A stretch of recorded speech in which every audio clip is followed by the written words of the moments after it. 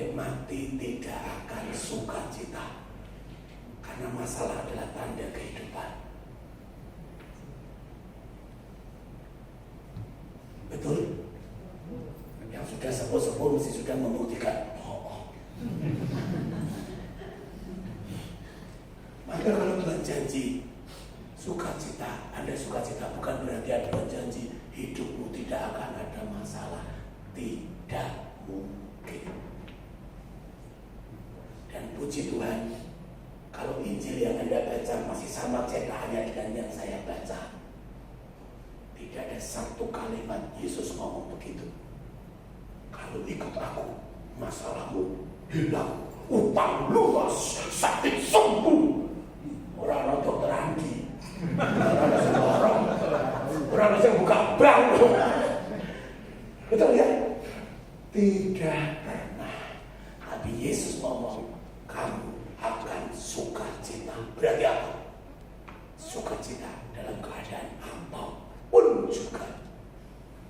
Dan itu, kalau Anda belum mengalami itu, tenang, emang surat baptis saya. Karena dulu saya mengalami 35 tahun. Aduh, ganti Katolik, ya Katolik. Kalau minggu ya lupa gereja. Ayo lupa gereja, semua kayak kewajiban. Wah, kalau prapaskah ya pantang dan puasa itu. Aku dosa ya antri. Yang balik, aduh, iya. Rugi. Ayo, tapi kita lihat. Lalu bagaimana cara Yesus itu membuat kita sukacita? Salah satunya ada di Yohanes 15, 9, 17. Ini salah satu yang mau kita dalami sekarang. Yang paling singkat saja. Karena suara saya sedang hilang. Salah satu tolong bacakan buat saya.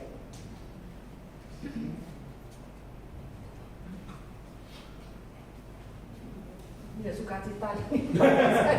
Ya sukacita kalau Popo mati. Iya. Seperti Bapa telah mengasihi aku, demikianlah juga aku telah mengasihi kamu. Tinggallah di dalam kasihku itu. Jikalau kamu menuruti perintahku, kamu akan tinggal di dalam kasihku. Seperti aku menuruti perintah Bapakku dan tinggal di dalam kasihnya. Semuanya itu kukatakan kepadamu, supaya sukacitaku ada di dalam kamu, dan sukacitamu menjadi penuh. Inilah perintahku, yaitu supaya kamu saling mengasihi, seperti aku telah mengasihi kamu. Tidak ada kasih yang lebih besar daripada kasih seorang yang memberikan nyawanya untuk sahabat-sahabatnya. Kamu adalah sahabatku, jikalau kamu berbuat apa yang kuperintahkan kepadamu. Aku tidak menyebut kamu lagi hamba, sebab hamba tidak tahu apa yang diperbuat oleh tuannya. Tetapi aku menyebut kamu sahabat, karena aku telah memberitahukan kepada kamu segala sesuatu yang telah kudengar dari Bapakku. Bukan kamu yang memilih aku, tetapi akulah yang memilih kamu. Dan aku telah menetapkan kamu, supaya kamu pergi dan menghasilkan buah, dan buahmu itu tetap, supaya apa yang kamu minta kepada Bapa dalam namaku, diberikannya kepadamu. Inilah perintahku kepadamu, kasihilah seorang akan yang lain. Terima kasih. Bukan kamu yang memilih aku, tetapi aku yang memilih kamu. Bapak Ibu, apapun alasan Anda dan saya menjadi Katolik, sebetulnya bukan pilihan kita. Itu rahmat. Apapun alasannya. Di sini yang baptisnya tidur siapa? Baptis bayi maksudnya. Rahim Brown Salah Maria. Dibaptis oleh bapak ibunya. Oh ada, pasti ada loh. Oh, kita sampaikan ya. Oke, bodinya kelihatan kalau dari Katolik sejak lahir. Ada ya? Siapa yang baptisnya berdiri dewasa? Banyak. Oke? Nah, mungkin yang berdiri itu ada yang betul-betul sudah menemukan Yesus. Puji Tuhan. Ikut-ikutan ada. Timbang rak kawin mana meneh ya. Melu bojone pas naik kawinan ya toh. Semua agama baik roh cincai lah ya. Semua dulu gitu ya apik, baptis apapun alasannya. Bapak Ibu, saya juga baptis dewasa, saya baptis waktu SMA. Ya. Dan kalau ada orang ada PDI Perjuangan, maka saya Katolik Perjuangan. Kenapa? Karena keluarga saya itu Buddha sekali dan Budanya itu bukan yang kelenteng loh. Kelenteng itu kan budaya ya sejak lahir begitu. Papa saya itu Theravada, aktivis, dulu ketua Wesak Nasional itu sebelum zamannya Pak David, Umur Daya itu. Terus waktu orang Buddha masih sedikit, aneh Mendut itu, kalau Wesak itu saya 2 minggu kontrak di Mendut itu mandi di kali. Belum ada hotel ya. Sekarang api-api gitu.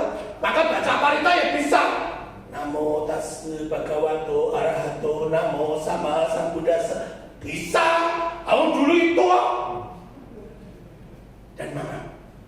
Saya tidak ada setitik pun kekecewaan, keberatan dengan teologi Buddha. Sama sekali tidak. Maka sampai sekarang saya sangat hormat dengan mereka. Bante Panya itu dulu kalau ke Semarang tidurnya di rumah saya. Sampai sekarang ketemu Bante Panya saya akan tetap begini. Kenapa saya jadi Katolik? Pertanyaannya, saya tidak menemukan sedikit pun apa ya, ganjelan keberatan dada. Lalu saya tidak, karena di Katolik hukumnya kasih. Kalah, udah lu kasih.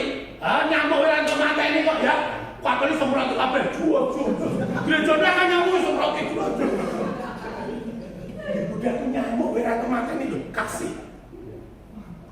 Ya tak daging nggak boleh makan. Oh kita RWW aja, betul ya?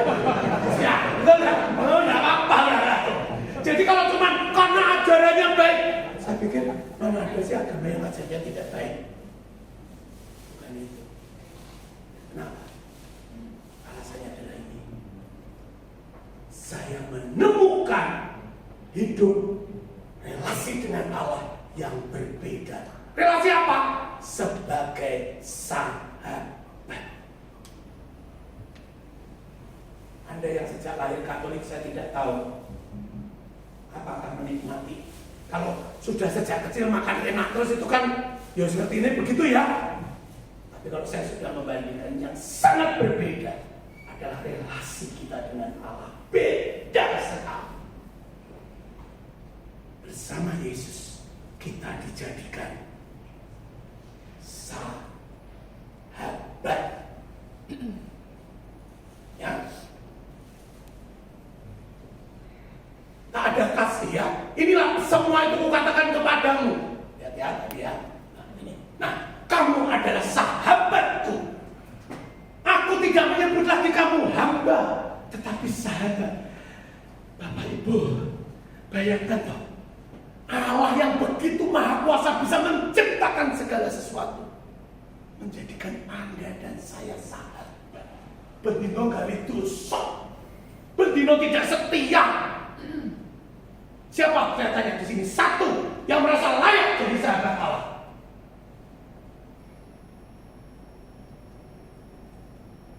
Nah, kita tidak lebih saleh dari orang lain ya. Sembahyang meja yang pakai orang muslim kan sembahyang 5 waktu tik, betul ya? Tik. Awake dhewe anak tilingan. Bahasa sembahyang cepet. Ya ini tanda sakit.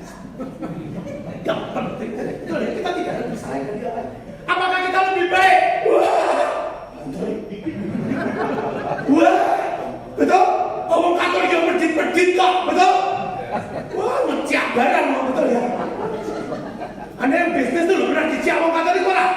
Apa Anda sih ngeciak? Lo bodoh kalau diciak orang Katolik kok aktivis lagi. Ini katanya sahabat Allah. Betul ya? Maaf, saya hanya katakan apa? Kita tidak lebih baik dari yang lain. Tapi yang luar biasa dijadikan sahabat Allah. Itu tidak bisa dibeli dengan apapun. Itu rahmat terbesar. tidak mencari pahala lagi. Loh kok bisa Pak? Memang ada bahaya lebih besar daripada itu. Kita menjadi tubuh Kristus, dijanjikan hidup yang kekal, mati masuk surga. Ono pahala sing luwih gedene, menjaluk apa? Menjaluk apa? Sehat. Mau sehat, mati masuk neraka. Banyak rezeki mau, tapi hidup yang tidak sukacita. Jadi sebetulnya kalau saya mengajar kemana-mana begini tidak cari pahala. Yesus itu cuma ngomong begini loh, barang siapa percaya kepadaku memperoleh hidup yang kekal, bukan barang siapa menjadi pengajar, enggak. Barang siapa menjadi pastor, enggak. Kalau kita mau jadi pengajar, mau jadi pastor, mau jadi suster, itu hanya ungkapan sukacita, ungkapan syukur, tidak tambah pahalanya. Betul? Lawannya jadi Katolik diam-diam saja mati masuk surga. Nanti kalau sampai Anda tidak masuk surga, kalau mati duluan nunggu ya jangan masuk dulu ya. Sementara aku mati tak pimpin demo. Yesus bohong, Yesus bohong. Tapi pas, ya toh, mulai pernah korupsi, orang gatan, ya toh, bojo siji, lagi baliknya menang. Mati aku ke surga, rugi. Ya toh Pak, karena bojone ngomong ya.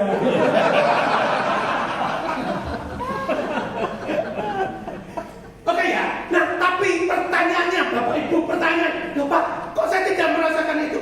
Banyak orang Katolik tidak meyakini, merasakan ini. Kenapa? Coba sekarang Anda tanya. Yesus ingin kita sukacita penuh. Caranya bagaimana? Bukan dengan meniadakan masalah. Karena itu berarti Yesus mengingkari cintanya. Nanti waktu itu Anda akan tahu apa gunanya masalah itu. Coba Bapak Ibu sekarang bayangkan sedikit saja. Kalau sejak lahir sampai mati Anda sama sekali tidak pernah ada masalah, tidak pernah sedih, itu hidup rasanya kayak apa? Hampa, betul? Anda kalau dapat sesuatu yang indah sukacita, itu kan karena pernah merasakan pahit. Orang yang bisa merasakan manis karena pernah merasakan pahit, betul? Kalau sejak lahir manis terus, manis pun sudah hampa. Kalau manis pun sudah hampa, orang hidupnya hampa. Itu kenapa angka bunuh diri lebih banyak untuk orang yang sudah mendapatkan seluruh dunia. Anda pikir yang bunuh diri orang miskin? Enggak, orang miskin tuh malah tahan urip. Jarang bunuh diri kan ngerti meneng mati dhewe nang tanganan. Yang bunuh diri itu siapa? Michael Jackson, betul toh? Marilyn Monroe, terkenal soge. Wih, bahasa apa itu? Yang orang India itu ya? Jegur, waduh, kok emang cuma tak genteni ya. Ini duit terus kok. Masih mati jegur. Anda lihat? Betul? Yang overdosis itu siapa? Kenapa? Karena ketika mendapatkan semua, tetap hampa. Kan itu. Mereka mencari, dasar itu kabeh, kok tetap orang bahagia, kan itu. Terus mentok, lah apa meneh, betul ya? Kalau kita yang belum mentok, mau naik sugih bahagia, mau naik sugih kan arah sugih, betul ya? Tapi naik kadang sugih, gue kabeh, tetap bahagia, deh. Nah, tidak usah menyebutkan nama ya. Saya sekarang sedang mendampingi beberapa pengusaha besar. Kalau saya sebutkan, Anda kenal pasti. Yang Semarang terkenal kok. Ada yang depresi. Untuk tidur itu minum obat. Tidur minum obat. Makan itu, kalau yang enak dia malah nggak suka. Mandi males. Aduh. Ya? Nah, Yesus mengajak kita sukacita. Caranya dengan bagaimana? Dengan Yesus telah memilih kita menjadi sahabat-sahabatnya. Bapak Ibu terkasih, pertanyaan malam hari ini, apa kriteria seseorang Anda sebut sahabat? Oke, Anda punya teman banyak, betul ya? Tapi yang sahabat cuma itu Pak, dua. Coba renungkan. Kriteria apa Anda sebut seseorang itu sahabat Anda? Bukan teman-teman. Nek kayak konco Pak, nek sing iki huping. Kapan Anda bilang dia huping? Bukan cuma konco. Caranya apa? Anda bilang, Oh, nek sing kaya kanca, nek sing diombe. Apa syaratnya orang tersebut diombe?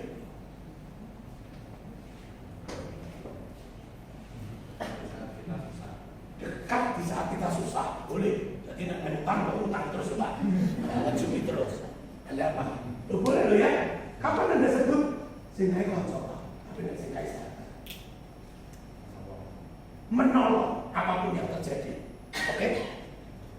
Anda punya sahabat. Punya ya. Kapan Anda bilang orang itu sahabat? Bukan cuma teman. Saling berbagi, siap terus untuk kita. Oke? Kalau ada sahabat itu seperti apa? Loyal. Jadi kita di atas, kita di bawah, dia tetap ada untuk kita. Betul? Apa punya sahabat? Punya. Apa punya dia? Ya, dia tahu apa arti saya, apa kemauan saya. Yes, dia mengerti apa ada di bumi.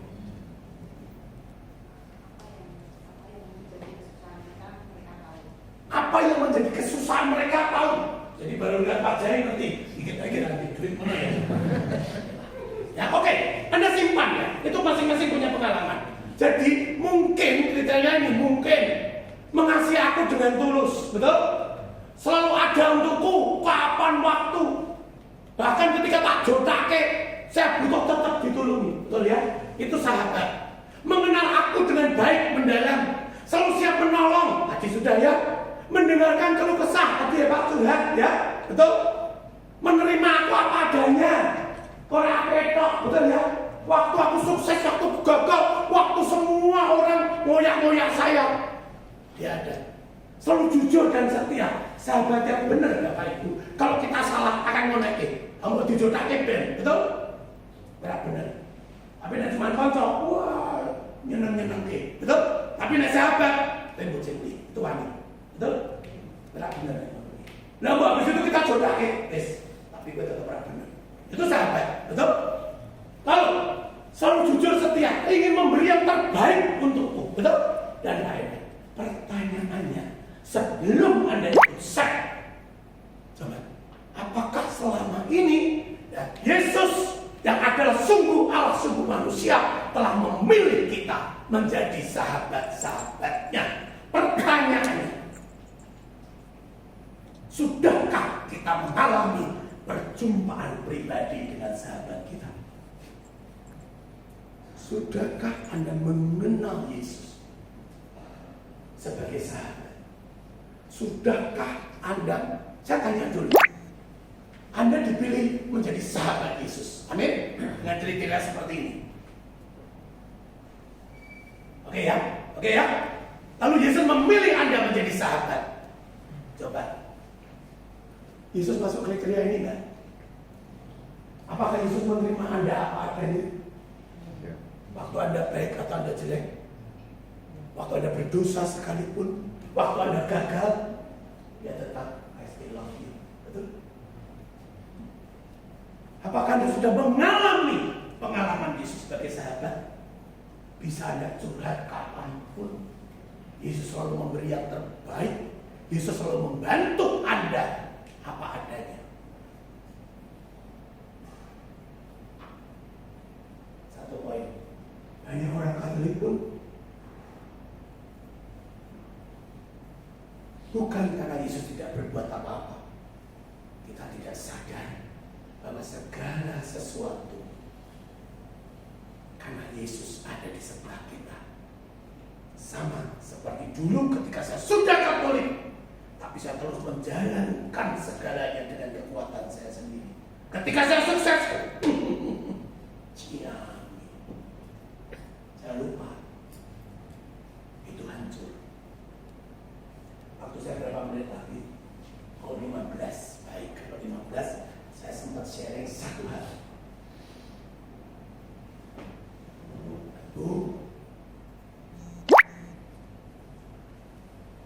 Saya ini orang bersemangat apa ngomong loyo ya? Sama. Anak saya ngomong loyo antara ya. Semangat ya?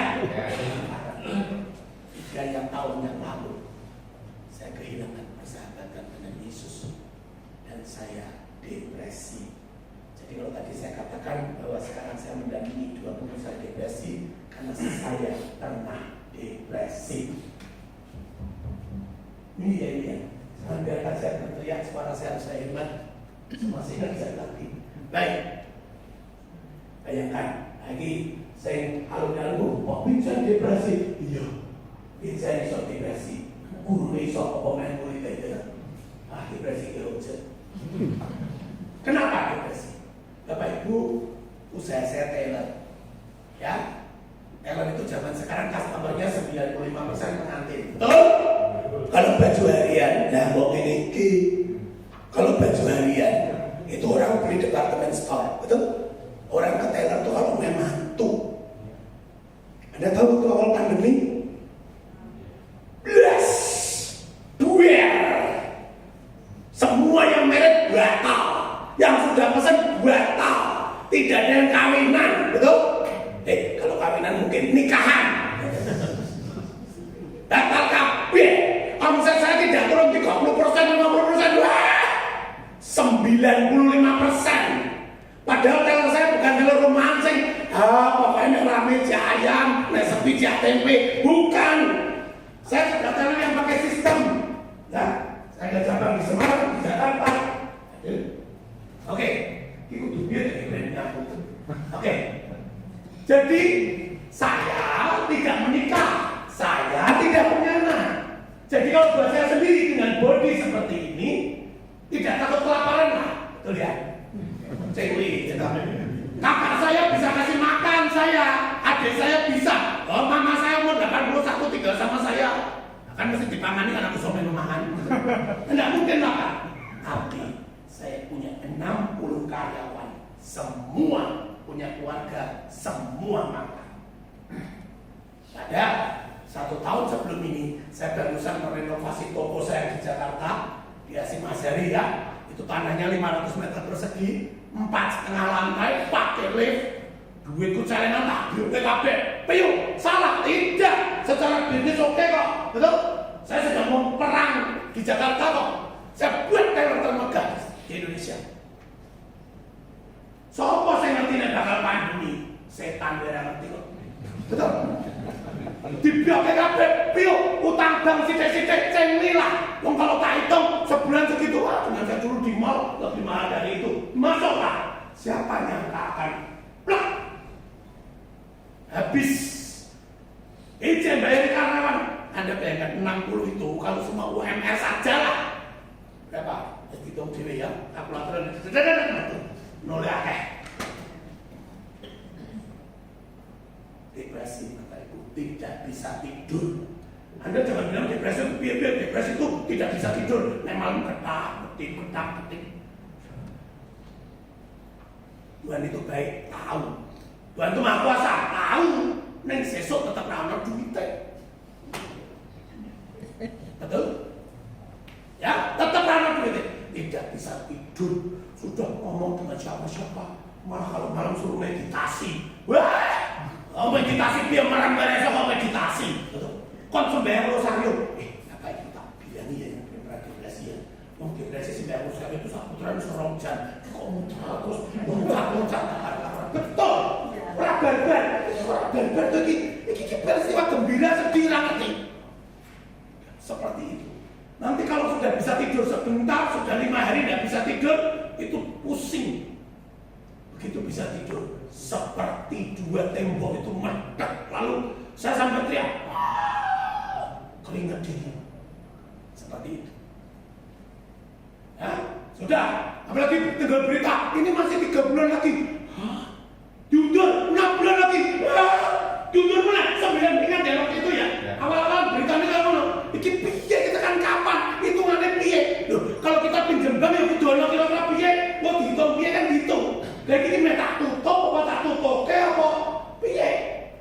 Bangkrut enggak. Wong nganu asetnya banyak kok. Lah tapi apa pegawai mau dibayar pintu, jendela kan enggak bisa.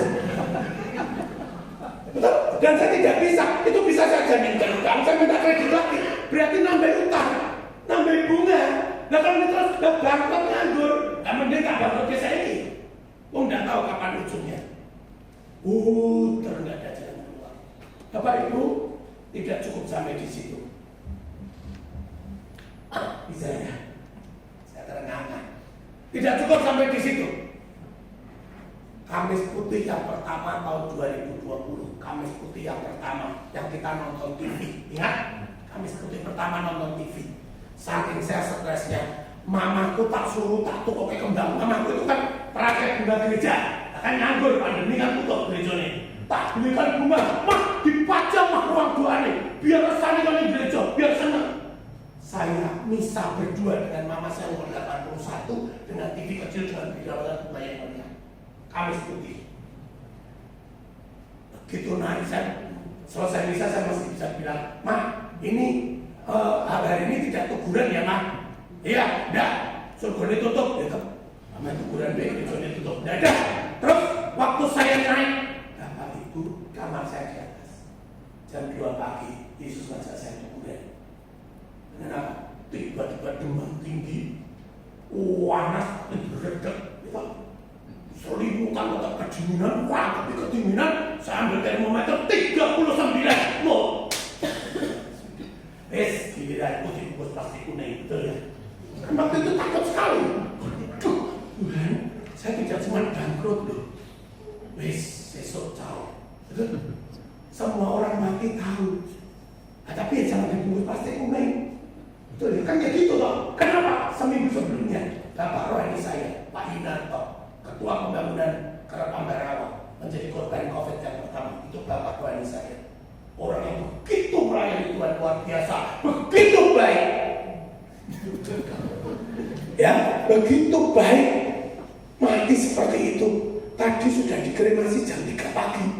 Dikremasi jam 3 pagi. Setelah lihat gambarnya, itu cuma ditenteng 6 orang pakai hazmat. Istrinya dari jauh bawa sarung pakai. Aduh Tuhan, anaknya, cucunya semua nggak boleh layak. Waktu itu kan pemerintah takut sekali. Mati nih Joyo ini tak, ya toh. Tapi kan seperti itu, jadi saya pas ketakutan seperti itu ini terjadi. Tidak ada apa, semakin saya takut. Aduh sudah, besok hancurlah saya. Bapak Ibu, semalam saya tidak bisa tidur, saya ngepel seluruh rumah. Malam-malam itu, mama saya di dalam kamar saya ngepel. Aduh, tadi saya jaga di mana ya, virusnya sebelah mana? Saya masuk ruang dua kursinya tak semproti alkohol. Waduh, saya gelo sekali. Kenapa? Kalau saya mati di ruang isolasi, saya tidak punya istri, tidak punya anak, warisan juga entek, betul ya? Serana saya berebutan. Nah, tapi kalau mama saya sampai tertular karena saya tidak akan pernah bisa mengampuni diri saya sampai mati, betul? Padahal tadi itu bisa jejer saja. Berarti kalau saya kena, mau mama tuh kena. Tak, seperti stres. Bapak Ibu, tidak ada penyelesaian. Sampai pagi saya tidak berani bersuara karena nanti kalau mama saya tahu, dia pikiran, katanya orang pikiran bisa kena, ya tak? Terus saya cuma bilang kakak saya di Jogja. Si aku kita kena ini, demam tinggi, ini. Ya sudah, kata saya dokter, wes, ini mau mawe, tak kini, saturasi, kini,